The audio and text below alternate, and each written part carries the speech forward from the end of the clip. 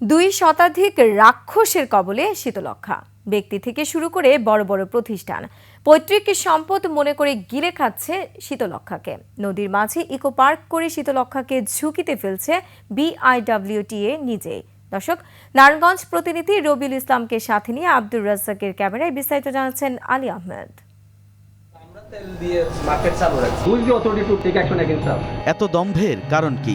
কেন তারা বেপরোয়া? তার অনুসন্ধানে দেখা গেল এরা সবাই নদীর জায়গা ব্যবহার করে নিজেদের লাভে। তাই কেউ প্রশ্ন করলেও সহ্য হয় না তাদের। আপনার দায়িত্ব যাচাই বাছাই নয় কিন্তু আমার দায়িত্ব হচ্ছে সংবাদ প্রকাশ করা। ফুলটা আপনার বাস খাবেন কেমন সেটাও তো ভেবেন না। নারায়ণগঞ্জের শীতলক্ষ্যাকে এভাবেই গ্রাস করছে 2 শতাধিক নদী খেকো। কেউ নদীর উপর করেছে স্থাপনা, কেউ করছে ভরাট। নারায়ণগঞ্জ বিআইডব্লিউটি এর নাকের ডগাই চলছে নদী দখলের উৎসব।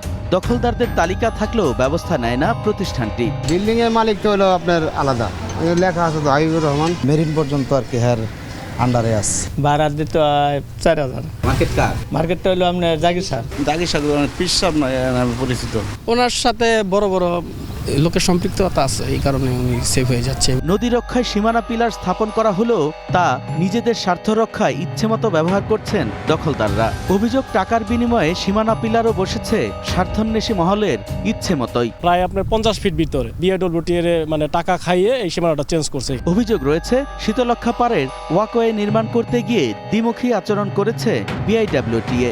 দুর্বলদের স্থাপনা ভেঙে ওয়াকওয়ে সোজা পথে গেলেও শক্তিমানদের রক্ষায় ওয়াকওয়ে গেছে একে বেঁকে। কোথাও গিয়ে বন্ধ হয়েছে নির্মাণ কাজও। কোম্পানিরা জায়গাটা পড়লো সাইড দিয়ে দিছে, আর যেটা নরম পাইছে হন যাইতে নিছে। মাল খাওয়াইছেন, খাওয়ালে তো সবাই দিয়ে যাইব, সামনে যাইব। আগে প্রয়োজন মতন এটা খুললে দেয়, আবার একটু লাগায় রাখ। এটা তো হিসাবে সরকারি রাস্তা, এটা তো আর কোম্পানি এটা আটকানো রাখা সম্ভব না। ওনাকে ক্ষমতা বেশি। জেনেক্সে শিফট করো, লাইফকে লিফট করো।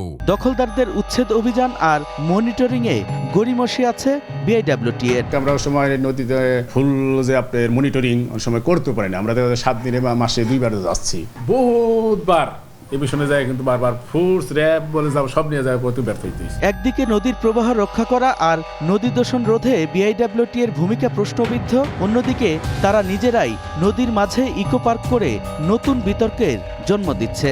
শুনেন, এইটা একটা ব্যবসা শুরু হয়েছে। পানি তো আরো নষ্ট হয়ে যাব, প্লাস্টিক লাইব, এইটা লাইব, সেইটা লাইব, পানিটা নষ্ট হয়ে যাব। আমরা চাই চট্টা কাটতে দেখ, নদীটা বড় হোক।